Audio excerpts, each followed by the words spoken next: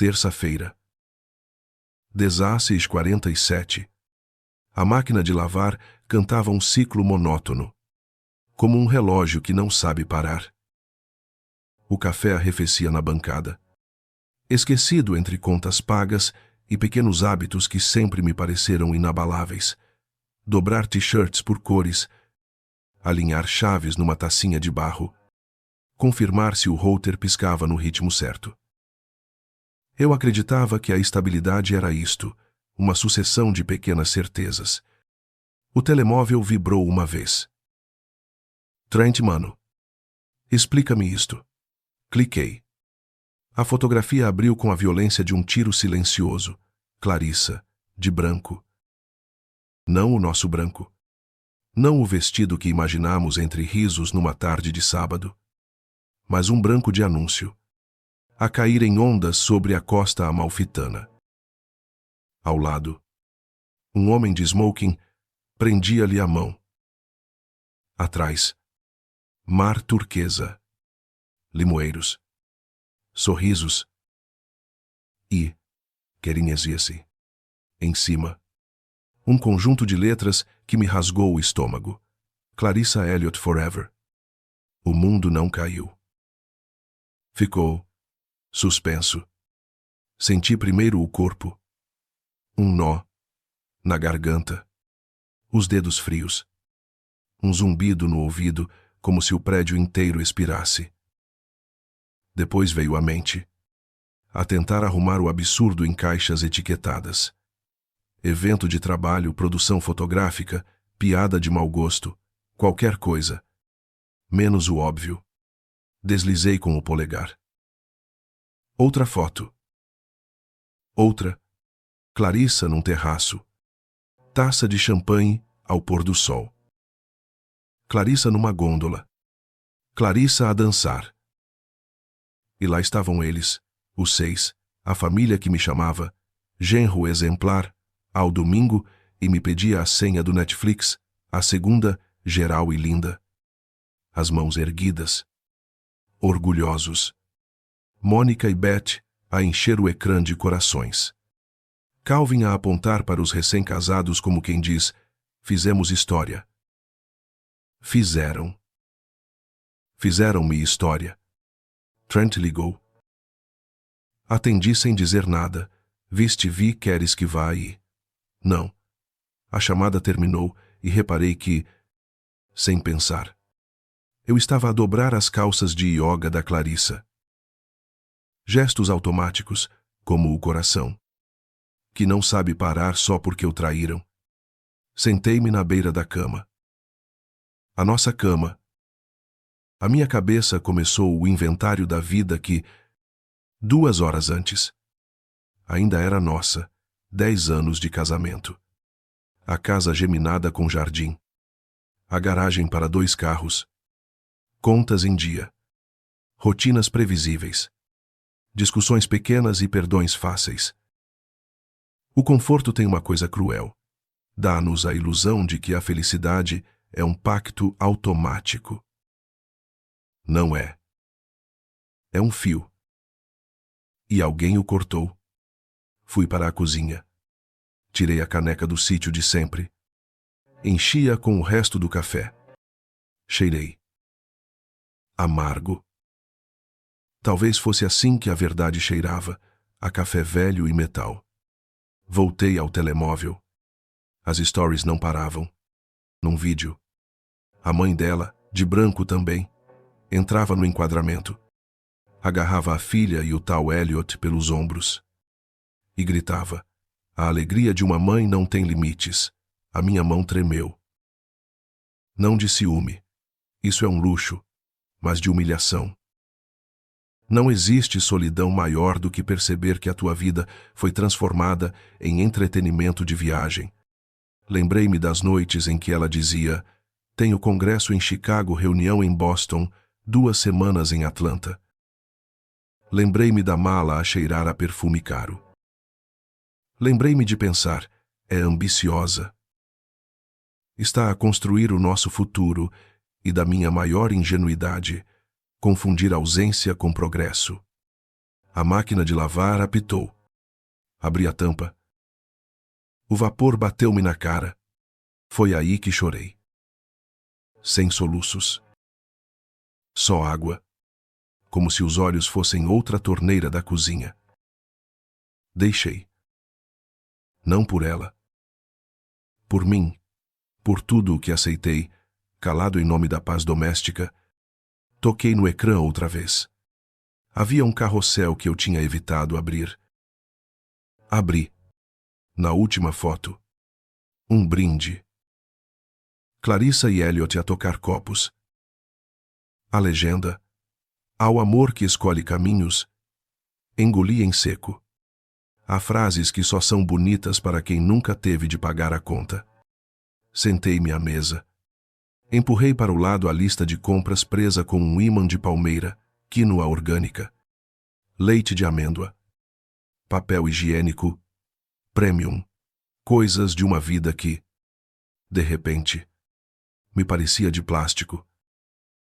Peguei num caderno. Escrevi 2 linhas. Terça-feira. 16h47. Fim. Por baixo. Sem saber bem porquê. Outra palavra que me assustou pela frieza com que saiu. Plano. Respirei. 1. 2. 3 vezes. A dor não desapareceu. Mas o seu grito transformou-se em sussurro. Queracínio. No espaço que ficou, entrou uma clareza que eu nunca tinha sentido. O coração quer respostas. A cabeça quer procedimentos. Pela primeira vez, deixei a cabeça sentar-se ao volante. Voltei ao rolo de fotos. Ficou guardado em mim um detalhe quase ridículo: a luz. Era sempre perfeita. O mar azul sem uma ruga. Os limões em foco. O branco sem nódoas. A vida deles parecia calibrada para o ecrã, e a minha, de repente, parecia um bastidor sujo. Foi nesse contraste que encontrei o que me faltava. Não ia competir pela estética. Ia recuperar a verdade. E a verdade. Aprendi nesse minuto. Não precisa de filtros. Precisa de provas. O telemóvel vibrou outra vez. Trent enviou um print do hashtag, com datas, comentários, localizações, se precisares. Guardo tudo. Guarda. Escrevi. Guarda tudo. Levantei-me. Fechei a torneira que pingava. Apaguei a luz da cozinha. Atravessei o corredor a contar passos, 12 até ao escritório. Sentei-me.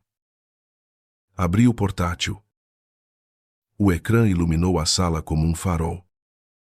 Teclei a palavra que, até então, eu só usava em época de impostos, inventário, a casa, as contas, os carros, os seguros, os investimentos, e um campo em branco que me doeu escrever. Nós. Parei. As mãos voltaram a tremer. Mas já não era medo. Era a gravidade do que eu estava prestes a decidir. O amor pode ser uma escolha. A dignidade também. E eu tinha acabado de descobrir qual das duas estava disposto a salvar primeiro. Clarissa. O nome ficou a piscar-me na mente, como uma notificação que eu não queria abrir. Tentei imaginar a voz dela, a explicação pronta, a justificação bonita, a lágrima calibrada para convencer. Eu conhecia a coreografia. Já a tinha visto 1000 vezes em versões mais pequenas. Desta vez, algo em mim não aceitou a dança. Fechei os olhos. Ouvi outra vez a máquina de lavar a rodar, mas agora era só uma máquina. Eu estava pronto para desligar aquilo que me mantinha em modo automático. Quando os abri, o cursor esperava-me numa linha vazia. Escrevi: amanhã, 9 horas.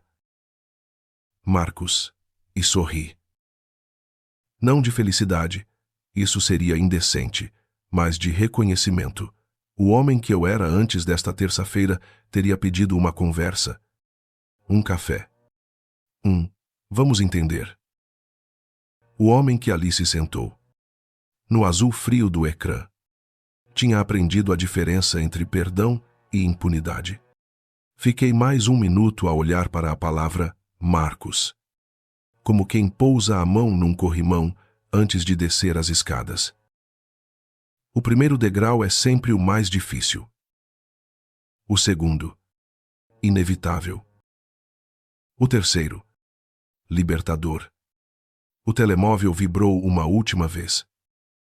Uma story nova. Desta vez, com fogo de artifício. Fechei a app. Fechei os olhos. O ruído apagou-se. E, pela primeira vez nesse dia, senti paz. Não a paz confortável, de quem acredita que tudo se resolve, mas a paz dura de quem decide que, a partir de agora, já não vai ser o último a saber. Porque há dias em que o mundo rui, e há noites em que, entre papéis e coragem, começamos a reconstruir. No dia seguinte, às 9h em ponto, eu ia aprender que a vingança não é raiva, é engenharia. Ibis Heroes, antes de qualquer martelo bater, vem sempre o silêncio. O silêncio e um advogado. O despertador tocou a 7h, mas eu já estava acordado. Dormir, nessa noite, foi como tentar fechar os olhos dentro de um prédio em obras. O silêncio da casa, contudo, tinha outra textura. Não era paz, era espera. Uma espera densa, onde cada som ganhava corpo. O frigorífico respirava devagar. A torneira pingava a cada 12 segundos. E dentro de mim, outra contagem, no vezeiro. Marcos fiz café sem açúcar. O amargo ajuda a decidir. Abri o portátil e li, em letras frias, o que escrevera na véspera, amanhã, 9h. Marcos. O cursor piscava como um metronome para o meu pulso. Eu não estava calmo, mas estava claro. E a clareza, quando chega depois da humilhação, tem um poder perigoso. Deixa de pedir licença. Vesti a mesma camisa de ontem. Precisava do cheiro do combate. Desci a rua. Lisboa tinha aquele brilho cru de manhã, útil motas a cortar o ar, janelas a bater. Um vizinho a arrastar o caixote do lixo. Entrei numa pastelaria e pedi uma bica curta. O calor da chávena queimou-me o indicador. Deixei arder. O corpo também precisa de uma prova. Às 8h59, estava à porta do escritório. A secretária sorriu com diplomacia. O doutor. Marcos já o recebe. A sala cheirava a couro e papel velho. Nas paredes, diplomas emoldurados. Na estante, livros grossos que pareciam mais ameaças do que conhecimento. Marcos apareceu sem gravata. Mangas arregaçadas. Olhar de quem já viu de tudo e não se impressiona com nada. Então disse, sem suavidade, quer justiça ou quer elegância? Respirei, medindo cada sílaba. Quero limites. Ela atravessou todos, sentei-me. Ele não abriu o computador. Abriu um bloco de notas. Conte-me, como se eu fosse o juiz. Sem metáforas, contei. As fotos. O hashtag. A família. Os anos de ausência mascarados de carreira. Cada palavra minha soou como um prego num caixote. Marcos ouviu com o que eu só reconheceria mais tarde como respeito. O respeito que os cirurgiões têm pelas feridas antes de as cortarem. Quando terminei, Pousou a caneta. Tem uma vantagem que raramente vejo: previsibilidade. É contabilista. Certo. Organizado. E, pelo que me descreve, quase tudo está em seu nome. Quase tudo. Óptimo. A lei gosta de quases quando eles trabalham a nosso favor. Abriu. Enfim. O portátil. Primeiro, consolidamos. Depois, blindamos. Sem pressa, mas sem pausas. Hoje precisaremos de 3 coisas: extractos, escritura, procurações antigas que lhe concedam poderes. E um favor: guarde a raiva para mais tarde. A raiva mete erros no papel, assenti. O coração, teimoso, bateu mais alto. Marcos não sorriu. Inclinou-se. Há riscos. Ela pode tentar medidas cautelares. A família pode pressionar bancos. Se alguém levantar suspeitas de má-fé, enfrentamos bloqueios temporários. O segredo é parecer normal enquanto mudamos o mundo. Pode parecer frio, mas é isso. Engenharia. A palavra assentou-me nos ombros como um sobretudo. Engenharia. Eu queria vingança. Ele deu-me um plano. Às 10h12. Estávamos a caminho do primeiro banco. O gerente conhecia-nos. Bom dia. Claro. Parou no meio do nome dela. Corrigiu o curso. Senhor. Marcos falou com uma precisão que não deixava espaço para sentimentalismos. Revisão de titulares. Actualização de assinaturas. Migração de aplicações para contas escudo. O gerente abanou a cabeça com aquela hesitação que eu já aprendera a temer, sendo uma alteração sensível. A nossa compliance pode pedir 48 horas de verificação. 48 horas. Ouvi o relógio do meu peito perder o compasso. Marcos. Porém, nem tremeu. Então façamos em 2 camadas.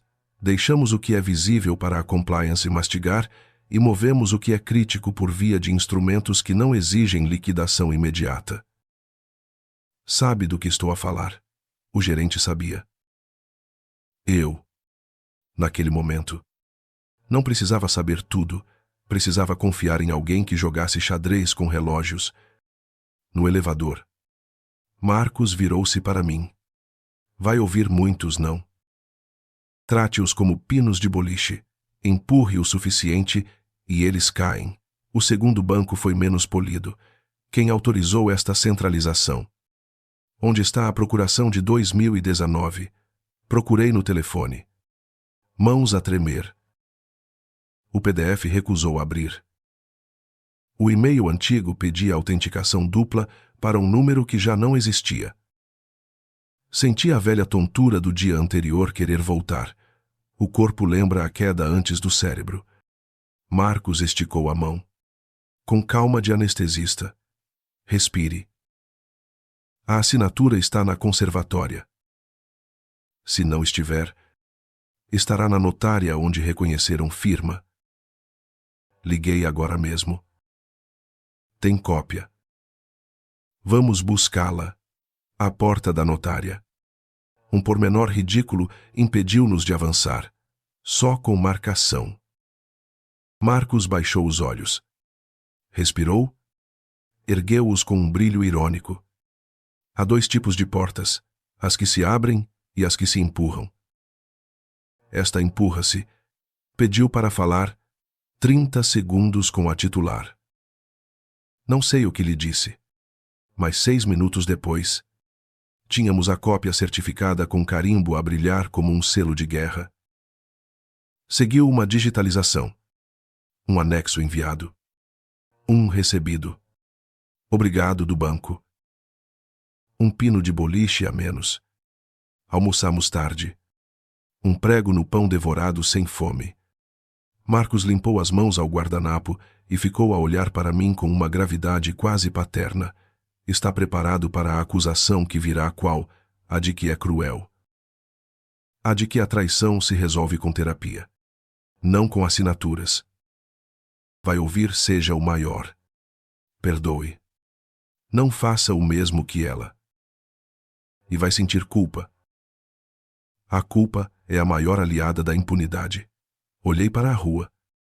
Para as pessoas que passavam agachadas sobre o seu próprio dia, não quero o mal dela. Marcos, eu sei. Quer limites. E limites, quando chegam tarde, parecem vingança. Às 15h21, o telefone tocou. Número privado. Atendi. Silêncio. Depois, a respiração que eu reconheceria entre mil. Clarissa, estás a fazer alguma coisa. Não estás. O estômago contraiu-se. Mas a voz saiu limpa. Estou a fazer o que devia ter feito há anos, cuidar do que é meu. Ela engasgou um riso curto. Nervoso. Podíamos falar, quando os papéis acabarem? Talvez as pessoas possam começar. Desliguei. O silêncio que ficou pesou menos do que eu temia. Voltamos ao escritório. Marcos pôs uma folha A4 à minha frente.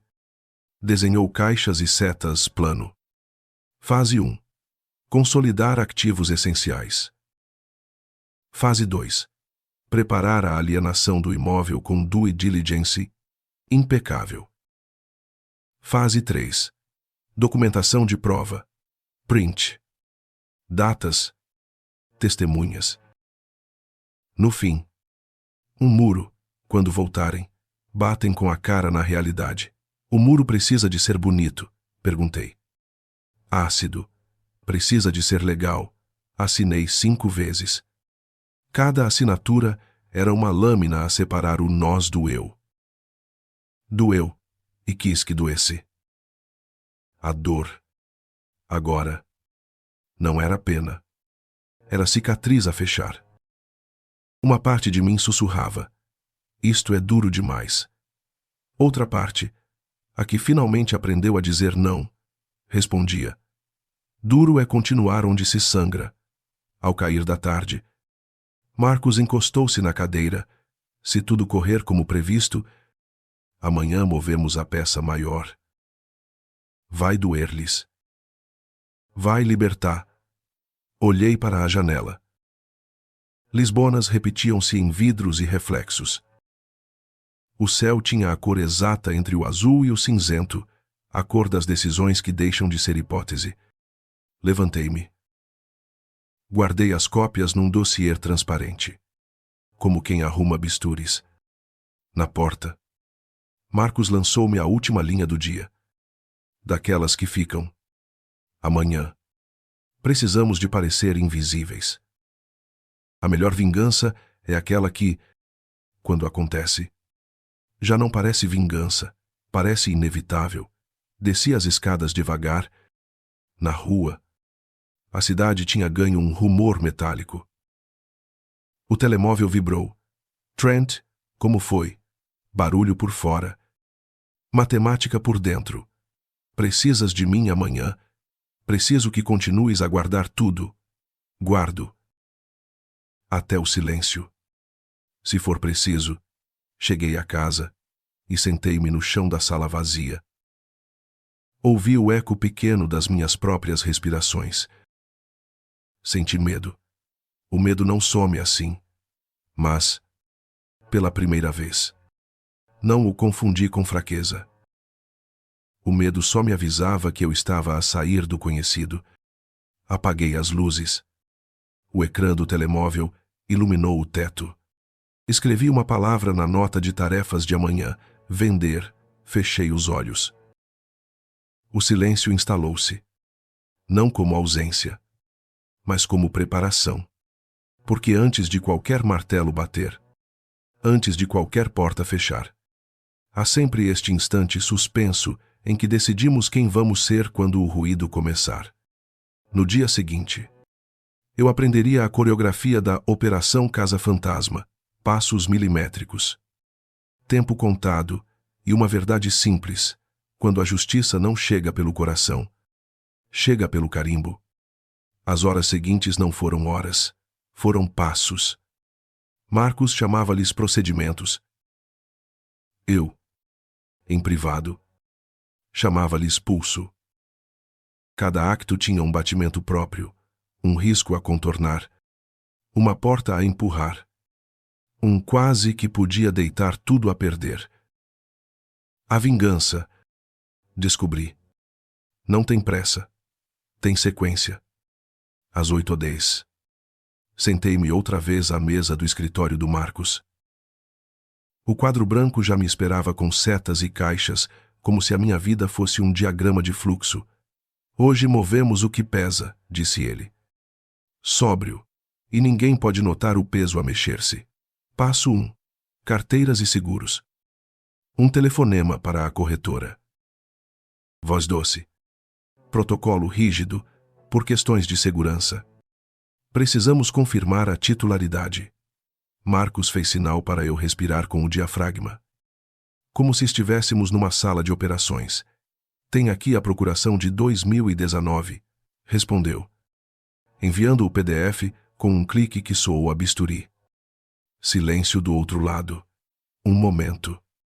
Por favor. Esse momento durou o suficiente para o coração tentar 2 ritmos ao mesmo tempo.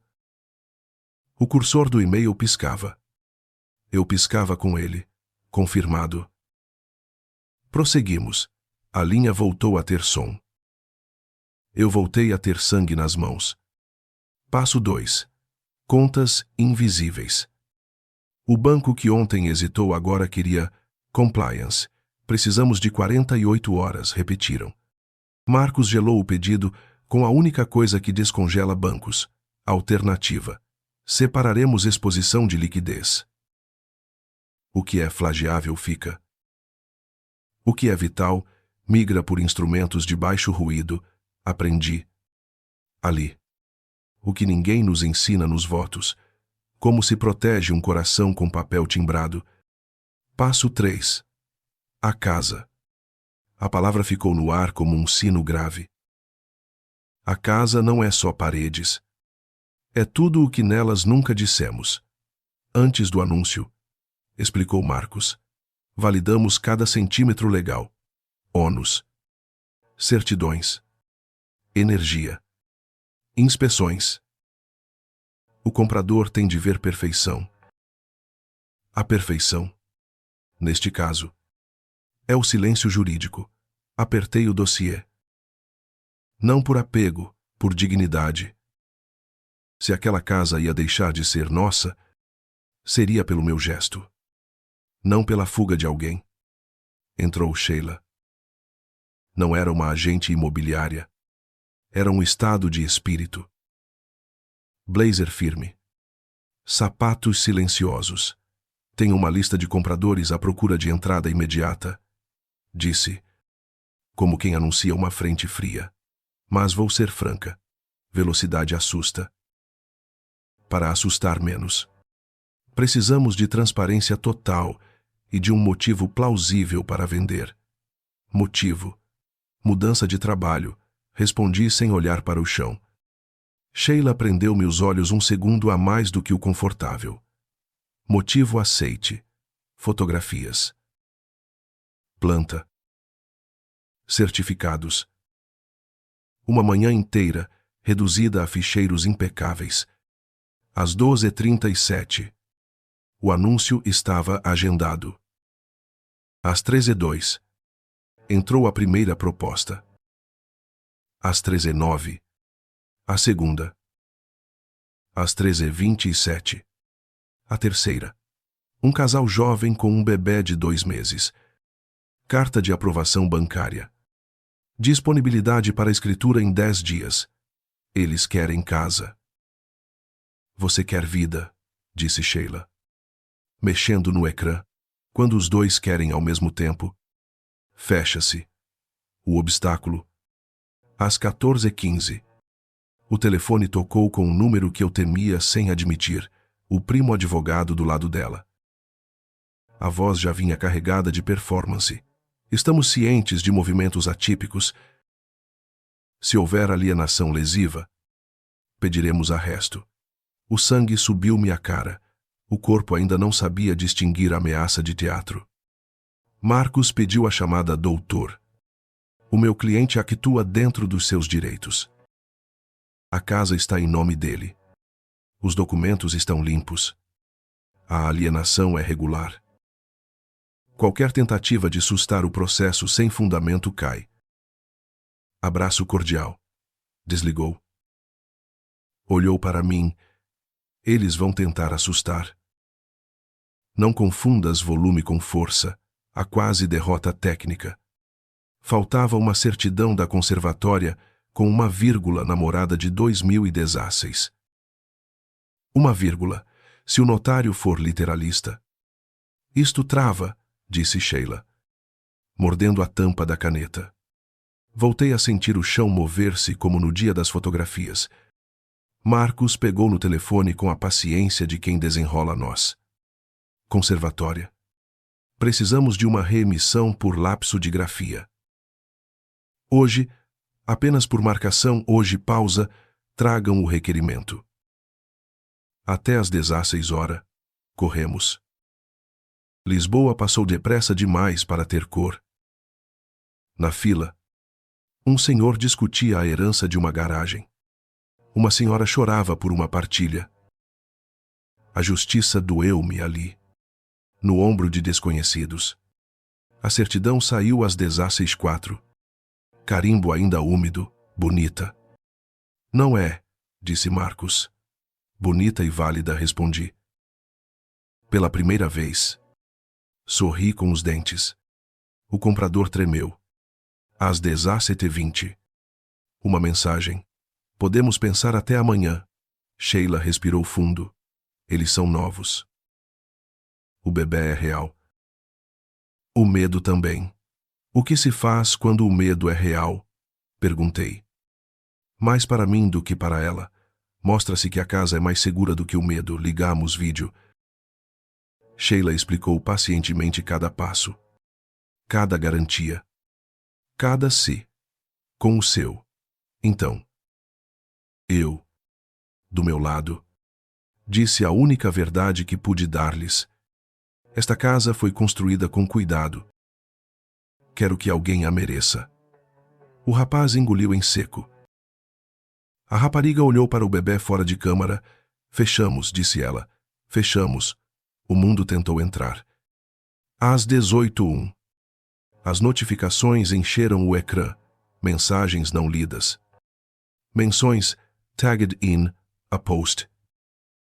Mônica publicara um texto indignado. Linda de branco numa foto antiga. Calvin prometia resolver isto pelos meios certos. Trent enviou-me um áudio. Voz baixa. Conspirativa. Tenho prints. Timestamps. Geolocalizações. Se eles vierem para a lama, nós temos cimento. Eu ouvi e não respondi. Pela primeira vez. Não precisei. O barulho do mundo já não comandava o meu passo. Assinaturas.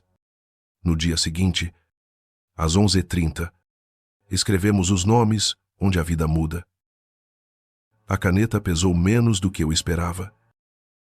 Talvez porque a mão já não tremia, aprendera. Entre papéis. A firmeza que não encontrei no altar. Sheila tirou uma foto do sorriso tímido dos compradores. A mãe com o bebê ao ombro. O pai com as chaves novas a refletir a luz. Houve um instante em que desejei que o meu passado tivesse esse brilho.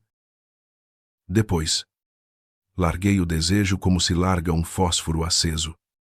Marcos empurrou-me o último documento. Com isto, a peça maior moveu-se. Agora, silêncio e logística. E o resto é teatro. Nós tratamos da engenharia. Saí para a rua com o dossiê, junto ao peito. O vento de fim de tarde trouxe-me um cheiro a pão quente e gasolina. A mistura estranha que demos, por alguma razão, sempre me lembrava começos. Olhei para trás. Para o prédio onde a nossa casa tinha sido um pronome. Não senti triunfo. Senti uma gravidade serena, como se um nó apertado há anos tivesse, finalmente, encontrado o lado certo para desfazer. O telemóvel vibrou. Uma mensagem curta do Marcos. Quando voltarem, não discutas. Aponta. Eu li e soube que a próxima cena não se escreveria na minha mesa. Escrever-se-ia na calçada. E que, por mais que doesse ver rostos conhecidos a baterem numa porta que já não era deles, esse momento não era sobre vingança, era sobre verdade. Voltei para o carro. Pousei o dossiê no banco do pendura como quem senta um guarda. Operação Casa Fantasma. Concluída, murmurei. Não para me gabar, para me ouvir dizer, em voz alta, que um coração traído pode aprender a falar a língua dos carimbos sem deixar de ser coração. A luz começou a baixar. A cidade ficou âmbar. Liguei o motor. Uma última vibração no telemóvel. Trent. Posição confirmada. Voo à Terra amanhã. 8h20. Endireitei as costas. Não havia mais nada a mover. Só me restava estar quieto no sítio certo. E foi assim que, no dia seguinte, quando a família regressou com as malas cheias de fotos, eu estava onde devia, ao volante, motor desligado, pipocas no colo e a verdade. Finalmente, do meu lado, estacionei 2 números antes de casa. Motor desligado, rádio mudo. Só o tic-tac invisível do meu próprio peito.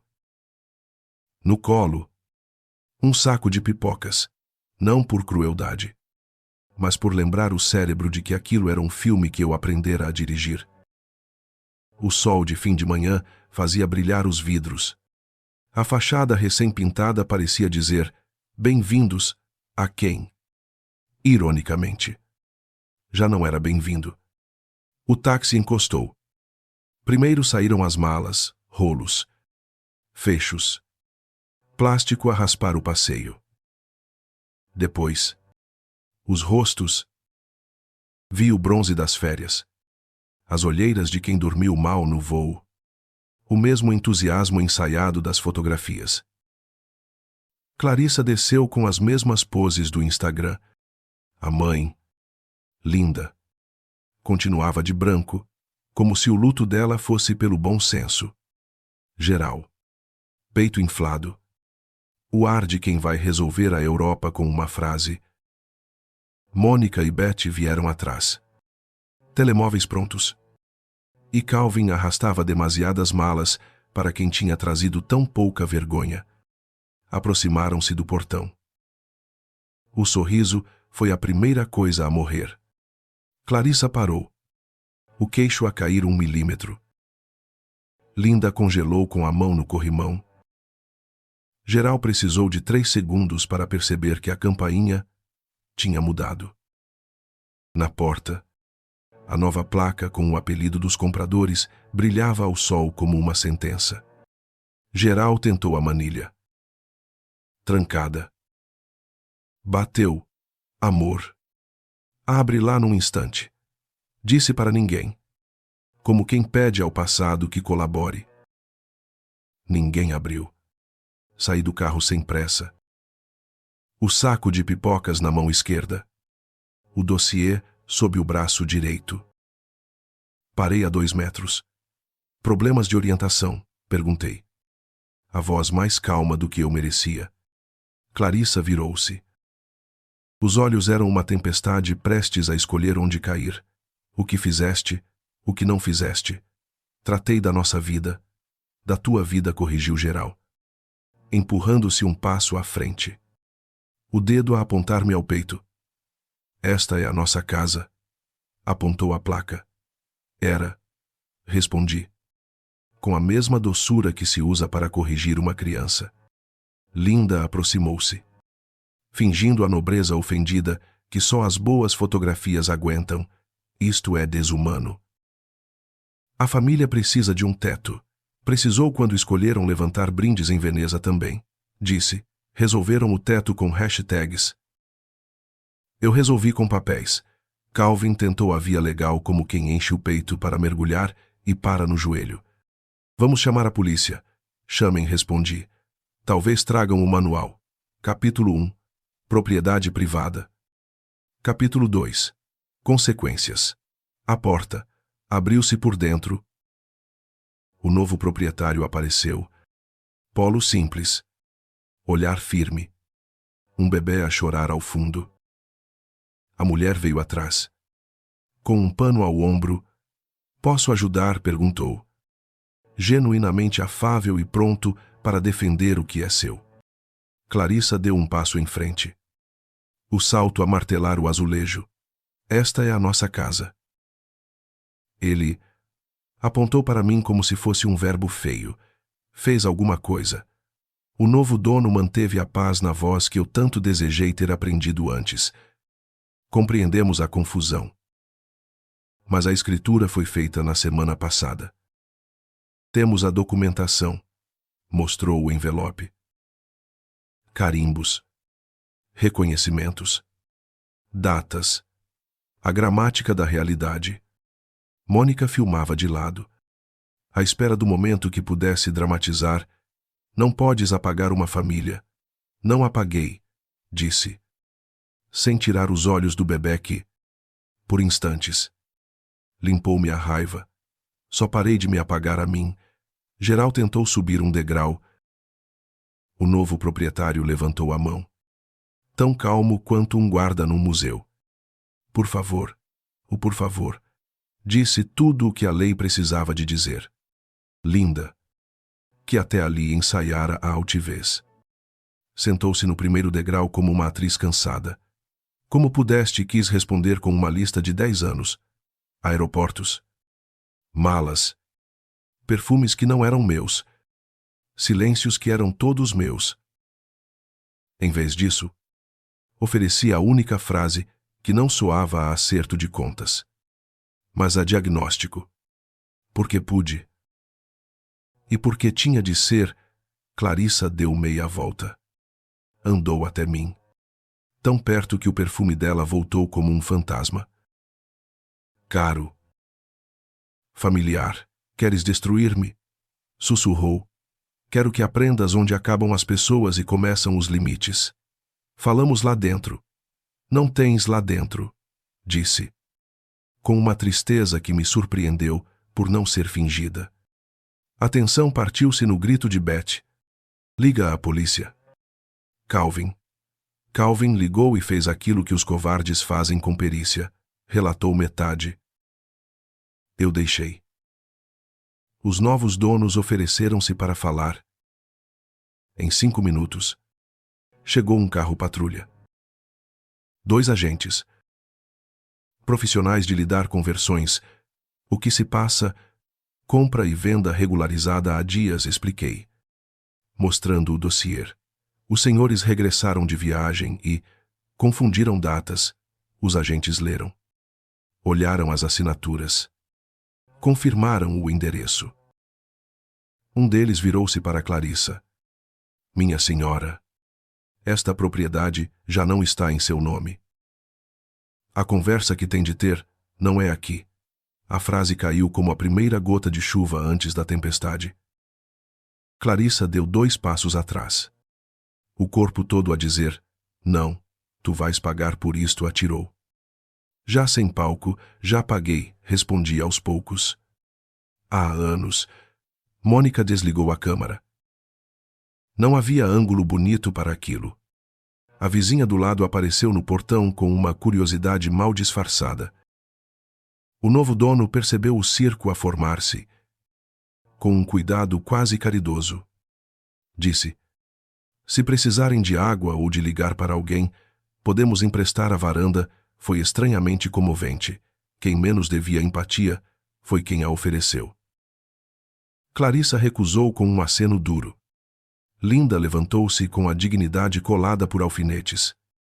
Geral começou um discurso que morreu ao segundo verbo. Não me mexi. A vingança. Percebi. Não é a gargalhada. É o silêncio que obriga a realidade a falar por nós. O táxi regressou. As malas voltaram a rolar. O bebê, lá dentro, acalmou. A rua retomou o seu ruído de sempre. Uma mota passou. Um cão latiu. O elétrico tilintou ao longe. Antes de entrar no carro, Clarissa olhou-me com uma raiva tão antiga que quase a reconheci como nossa. Acabaste com tudo. Não corrigi, acabei com a mentira. Ela subiu para o táxi. Linda seguiu. Pálida. Como se o branco do vestido lhe tivesse finalmente pesado. Geral ficou meio segundo a mais. O olhar a procurar em mim um homem que lhe facilitasse a saída. Não encontrou. Fechei o saco de pipocas. De repente, o cheiro enjoou-me. Eu não era espectador, era sobrevivente. O carro arrancou devagar. Eles foram-se embora a uma velocidade que não existe no coração, a da inevitabilidade. O novo dono fez-me um aceno discreto de agradecimento por não ter transformado aquilo num campo de batalha. Respondi com um levantar de mão. Aprendi, ali, o valor de sair de cena no tempo certo. De volta ao meu carro, o telemóvel vibrava com mensagens, menções, ameaças, promessas. Ignorei todas. Liguei apenas uma pessoa. Marcos atendeu ao primeiro toque. Correu como previsto. Correu como real. Disse. Eles viram a porta. E viram que não era deles. Ótimo. Agora, prepara-te para o ato seguinte. Quando o orgulho perde o palco, tenta arranjar tribunal. Desliguei e encostei a cabeça ao apoio do banco. Pensei em tudo o que me trouxera até ali. O choque. A humilhação. A engenharia fria dos papéis. A mão dos novos proprietários a segurar chaves que eu já não queria segurar. Senti pena não da Clarissa. Não de mim, mas da versão de nós que achou que a felicidade podia flutuar para sempre sem âncora. Liguei o carro. O espelho retrovisor devolveu-me um rosto cansado. Pela primeira vez. Inteiro. Há momentos em que a justiça não tem aplausos, tem apenas ordem. E a ordem, naquele domingo, tinha sido restabelecida. No dia seguinte, a ordem seria posta à prova em madeira escura e toga preta. Clarissa queria estatuto. A juíza ia lhe dar um dicionário. Provas, titularidade, consequência. E eu ia perceber que, depois da porta, vem sempre o carimbo. O tribunal não cheira a justiça. Cheira a madeira velha, papel gasto e tempo parado. Sentei-me no banco do réu que não era réu, com as mãos fechadas sobre os joelhos para impedir que o coração lhes emprestasse o tremor. Marcos ao meu lado. Mangas arregaçadas. A gravata a meio nó, o uniforme de quem não precisa de adereços. Quando tem provas, Clarissa entrou primeiro. Tinha trocado o branco teatral pelo cinzento correto das vítimas profissionais. Ao lado, um advogado novo, daqueles que falam como se a voz precisasse de espaço maior que a sala. A família espalhou-se silenciosa na bancada. Linda compunha a expressão. Geral inflava o peito. Mônica e Beth seguravam telemóveis como quem segura crucifixos. E Calvin já preparava a indignação para exportar.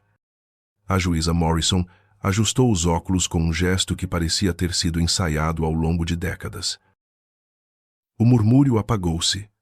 Boa tarde. Vamos começar. O advogado dela levantou-se primeiro. Abriu com metáforas, mau sinal. Quem tem prova usa substantivos meritíssima. Minha constituinte foi surpreendida por uma alienação abusiva, executada com intuito de humilhação pública, causando-lhe dano moral, perda de status e, A lista alongou-se até ao tecto. O silêncio do tribunal ia ficando mais espesso. Quase respirei aliviado quando a juíza levantou a mão. Conclua. Pedimos a reversão cautelar da venda. Indemnização por danos e retratação pública. As palavras caíram como moedas falsas. Marcos levantou-se sem exagero. Meritíssima. Vamos às coisas que não têm adjetivos. Factos. Pousou sobre a mesa uma pasta transparente. Exhibit A. Escritura em nome do meu cliente. Há anos. Exhibit B. Procuração de 2019, concedendo-lhe poderes de administração. Exhibit C. Comprovativos de pagamento da casa, 100% efetuados pelo meu cliente. Exhibit D. Registros da venda com due diligence integral. Exhibit E. Publicações em redes sociais da autora celebrando casamento com terceiro. Na mesma data em que alega ter sido surpreendida, a sala inclinou-se discretamente a nosso favor e senti, pela primeira vez em meses, que a realidade tinha peso. A juíza folheou, detendo-se nas datas como quem passeia os dedos sobre braille. Tenho aqui cópia certificada, sim. Meritíssima. Ótimo. Então poupemos o tribunal ao teatro. Clarissa pediu a palavra, uma coragem que sempre admirara nela. Mesmo quando usada contra mim, eu fui humilhada. Ele transformou a minha vida num espetáculo. Respirei fundo para não responder com rancor. A juíza respondeu com vocabulário. Senhora, esta sala trabalha com titularidade e atos. O senhor tinha o direito de vender. O advogado dela tentou intervir. Ela foi traída pelo processo. Perguntei. Outra coisa, cortou a juíza. Tinha o senhor o direito, sim, disse Marcos, e exerceu-o dentro da lei. A juíza assentiu. Quase imperceptível. Continuemos. O advogado adverso ensaiou a última bala. Mesmo com direito. Houve abuso de forma. O intuito claro de humilhação Marcos não piscou. A forma foi a legal. O intuito foi a proteção patrimonial, comprovada por anos de pagamento e pela ausência de contribuição da autora. A humilhação, se existiu, nasceu onde a autora a semeou. As palavras ficaram no ar como lâminas limpas. Lembrei-me da claridade de Amalfi e senti a mesma vertigem, mas agora havia chão. A juíza pousou a caneta. O tom mudou do protocolo para o veredito. O tribunal não é palco de redenção. É lugar de consequência. Virou-se para Clarissa. Quer indignar-se? Tem direito. Quer desfazer a venda? Traga fundamento jurídico. Não narrativa. Voltando-se para nós. Tudo o que vejo aqui é exercício regular de direito. A ação cautelar é indeferida. Os pedidos de indemnização e retratação, improcedentes. O banco atrás de mim exalou um som, algo entre choque e ar a sair de um balão. Linda levou a mão à boca. Geral murmurou qualquer coisa sobre desumanidade. Mônica pousou o telemóvel.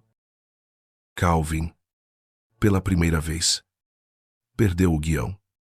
Clarissa permaneceu de pé, fixa na juíza como se pudesse, com pura vontade, reescrever os carimbos do mundo. Voltou-se para mim. Estás satisfeito? Pensei em responder. Não. Não há satisfação em amputação, apenas sobrevivência. Mas mentir ali seria regressar ao idioma que nos trouxe até aqui. Estou inteiro, disse. E ouvi a minha própria voz escolher a palavra certa. O jovem advogado pediu 1 minuto para a nova estratégia. A juíza negou. Bateu o malhete com um som seco que cortou o último fio à indecisão. Encerrado. A sala mexeu-se devagar, como quem acorda de um sonho que não foi bonito. Marcos guardou os exhibits com a meticulosidade de um relojoeiro. Tocou-me no ombro. Acabou a parte do papel, disse. Baixo. Agora vem a parte do silêncio. Saímos. O corredor era um rio de passos contidos. Lá fora, 2 jornalistas locais esperavam por frases curtas. Recusei. Palavras demais tinham sido o problema. As necessárias cabiam num carimbo. No átrio. Um encontro inevitável. Linda aproximou-se. Os olhos úmidos. As mãos a tremer na bolsa. Ele podia ter tido mais coração. Ele teve. Respondi com uma cordialidade que me surpreendeu. Durante anos ela baixou o olhar, como quem aceita uma matemática que não domina. Geral veio a seguir. Mais baixo. Quase num sussurro que soou a rendição se houver algo que possamos resolver em privado. Resolvemos hoje, disse, apontando para a porta do tribunal. Aqui foi a parte pública. O resto é adultos a lidar com adultos. Clarissa ficou por último. Parou a 2 passos. Como em frente a um precipício, eu amei-te, disse, e percebi que, por baixo de todas as camadas, havia ainda verdade na frase. Eu também, respondi, e por isso não te deixo continuar. Ela fechou os olhos um segundo. Talvez para guardar aquela resposta num lugar onde doesse menos. Quando os abriu, já não havia guerra, havia cansaço, e agora disse, cada um volta a aprender o próprio nome do lado de fora. Lisboa tinha a luz branca das decisões tardias. O telemóvel vibrou no bolso. Mensagens de Trent, dos compradores, de números desconhecidos. Ignorei. Sentei-me nas escadas do tribunal e deixei as mãos caírem sobre os joelhos. Como antes, mas sem o tremor. O corpo. Enfim, aprendera o novo compasso. Marcos sentou-se ao meu lado. A gravata finalmente no bolso vai doer menos a partir daqui, disse. Não sei se quero que doa menos. Respondi. A dor é o lembrete do que não repito. Ele sorriu. De leve. Então guarda a parte que ensina. Larga a parte que tortura. Respirei fundo. O ar entrou sem pedir desculpa. Na rua, passou um cão com a língua de fora. Indiferente à jurisprudência. Lembrei-me do biscuit a dormir encostado à varanda do meu apartamento novo.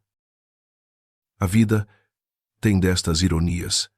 Quando os parágrafos acabam, os ladrilhos continuam. Levantei-me. A cidade cheirava a castanha assada e gasolina, a mesma mistura de começos de que eu estava a fazer coleção. O julgamento da mentira tinha acabado. E o que me restava já não era palco nem prova, era casa. Nessa noite, voltei ao meu apartamento e encontrei o biscuit enrolado aos meus pés. Fiz-lhe festas demoradas. Abri uma garrafa pequena pela primeira vez. A sala vazia não soou a perda. Soou a liberdade. No dia seguinte, começaria o que fica depois do veredito. Aprender a viver sem pedir desculpa ao passado. Naquela noite, a casa nova cheirava a tinta seca, livros por abrir e silêncio. O biscuit dormia de lado, com uma pata a tremer em sonhos, como se corresse atrás de qualquer coisa que o mundo humano não consegue estragar. Encostei o copo ao parapeito da janela e fiquei a olhar a cidade como quem aprende o rosto de um amigo. Luzes a pulsar. Vozes distantes. Um elétrico a riscar as esquinas. Pela primeira vez. Não senti falta do barulho antigo. Senti espaço. A liberdade não chega com fanfarra. Chega com tarefas pequenas. Montei a mesa que veio em peças. Aparafusei cadeiras. Lavei 2 pratos. Estendi 3 camisas. Escrevi 4 linhas num caderno. Hoje, ninguém me deve explicações. Hoje, eu também não devo as minhas. Cada gesto. Uma afirmação modesta. O corpo ia entendendo o que o coração sempre soube, mas teve medo de dizer: amor não é licença para atravessar limites. O telemóvel vibrou às 22h41. Nome no ecrã: Clarissa. Abri a mensagem devagar. Como quem abre uma caixa que já sabe vazia, tive tempo para pensar. Talvez possamos tentar outra vez. As pessoas merecem segundas oportunidades. Não senti raiva. Senti uma ternura antiga. A mesma com que se arruma uma fotografia num envelope e se escreve: ficou bonito. Mas já passou. Respondi com a educação de quem se deve. Antes de mais, a si próprio. A casa seguiu em frente. Eu também apertei enviar. Por dentro, ouvi o ranger suave de uma porta a fechar sem drama. No dia seguinte, voltei a um hábito que deixara de ser obrigação para virar ritual: caminhar com o biscuit às 7 da manhã. Lisboa tem uma claridade piedosa a essa hora. Vê-se as janelas a acordar, a água a correr, o pão a sair. Uma senhora idosa perguntou o nome do cão. Respondi. Sorri. E estranhei a facilidade. A vida inteira cabia naquele diálogo breve. Ninguém me pedia passado. Ninguém me vendia futuro. E isso soube a justiça.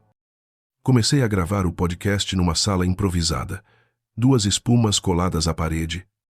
Um microfone sensato e o título que me fez rir sozinho: Property Off. No primeiro episódio, não falei de traição. Falei de patrimônio emocional. Como proteger aquilo que não aparece no extrato. Como salvar o que não tem escritura, a nossa atenção, o nosso tempo, a nossa dignidade. Disse uma frase que me arranhou a língua, mas saiu inteira: a lei protege o que é seu. A coragem protege quem você é. As mensagens chegaram. Não de curiosos à procura de sangue, mas de gente que reconheceu a cicatriz. Homens e mulheres que sussurravam obrigado como quem pede desculpa por se reconhecer. Percebi que a vitória não era ganhar em tribunal. Era devolver aos outros a vontade de não aceitarem o inaceitável. Voltei a casa e sentei-me no chão, encostado ao sofá novo. O biscuit pousou a cabeça no meu joelho e eu estendi a mão ao comprimento do dorso dele, sentindo a respiração a abrandar como um metrônomo que aprende a canção certa. Pensei nos últimos meses como quem vê um mapa de montanhas: o choque, a queda, a engenharia, a porta a fechar, o veredito, este sossego. Em cada ponto, eu podia ter escolhido a versão mais fácil de mim. Não escolhi. A dor ensinou-me paciência. O medo ensinou-me método. A humilhação ensinou-me limites. A liberdade juntou tudo e disse: agora. Vai. Abri o caderno. Escrevi um inventário diferente. Casa. Pequena. Mas minha de verdade. Cão. Leal. Sem cláusulas. Amigos. O suficientes para caberem à mesa. Tempo. Devolvido. Dignidade. Em alta. O telefone tocou. Marcos, atarefado, arrumado, respondi. Chegou uma citação nova da outra parte. Sorri. De canto. Deixa em cima da secretária. Amanhã leio. Hoje não, repetiu ele. E ouve.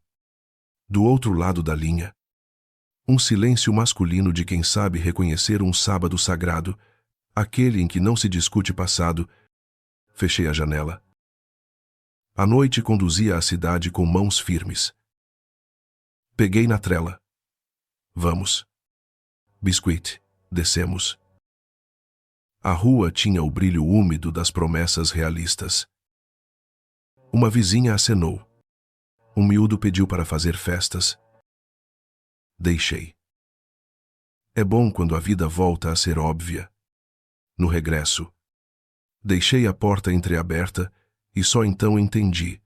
O que me faltava não era mais mobiliário. Era menos ruído. Passei a mão pela parede nua, ainda não havia quadros, e decidi que, quando os houvesse, penduraria 2.